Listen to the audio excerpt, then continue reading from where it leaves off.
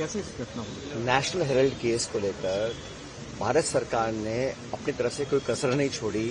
Congress party को, गांधी परिवार को झूठे केस में आरोपी बनाने की उन्होंने पूरी ताकत लगाई और आज कोर्ट ने इस पूरे केस का संज्ञान तक नहीं लिया, सिरे से खारिज कर दिया। और मुझे लगता है कि ये जो न्यायपालिका में हमारा भरोसा था ये उसका परिणाम है।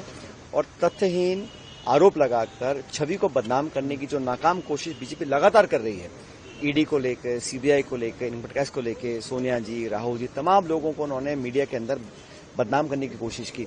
आज कोर्ट ने कहा कि जो आपके दस्तावेज आप दे रहे हैं, तथ्यों का हमने अध्ययन कर लिया और हम संज्ञान योग भी, मतलब कॉग्निजेंस भी नहीं ले रहे हैं, मतलब इसमें कोई दूर दूर तक सच्चाई से परे है।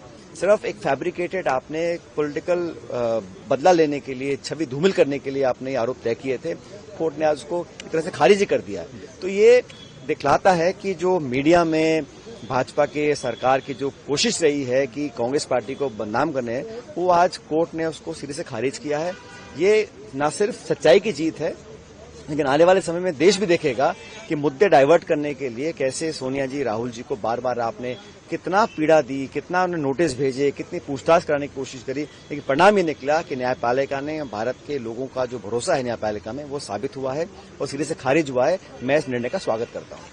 वोटर चोरी को लेकर आप लोग पार्लियामेंट में आवाज उठा रहे हैं। बंगाल में भी करीबन 50 लाख से ज्यादा लोगों का जो है नाम काटे गए हैं ड्राफ्ट जो जारी हुई है एसआईआर में। आप लोगों की चिंता यही थी कि बार बार घुसपैठियों का जिक्र करके सरकार जो है नाम काटने की कोशिश करती है। अभी तक उन सूचियों को भी जारी नहीं किया है कि कितने लाख, कैसे आप ये घुसपैठियों का नाम लेकर, कभी घुसपैठी हरियाणा में आ जाते हैं, कभी घुसपैठी महाराष्ट्र में आ जाते हैं, कभी बंगाल में आ जाते हैं। तो 11 साल से भारत सरकार ने कितने घुसपैठियों को देश से निकाला है। इस देश का जो नागरिक नहीं है, जो इलीगल तरीके से रह रहा है, मैं कहता हूं उसको तुरंत निकालना चाहिए। लेकिन 11 साल में कितने निकाले हैं? सिर्फ घुसपैठियों का नाम लेके भय दिखाकर जो चुनाव का नैरेटिव है उसको बदलना चाहते हैं। और हमारा ये कहना है कि एसआईआर पहले भी देश में हुई है, आज भी हो रही है, लेकिन इतने कम समय में, इतनी जल्दबाजी में दबाव बनाकर बीएलओ को आत्महत्या करनी पड़ रही है। कितने दुख की बात है देश के लिए। तो हमारा जो पूरा जो प्रक्रिया है वो पारदर्शी हो, उसका संज्ञान इलेक्शन कमीशन ले और एक निष्पक्ष तरीके से अगर एसआईआर होता है, किसको आपत्ति है।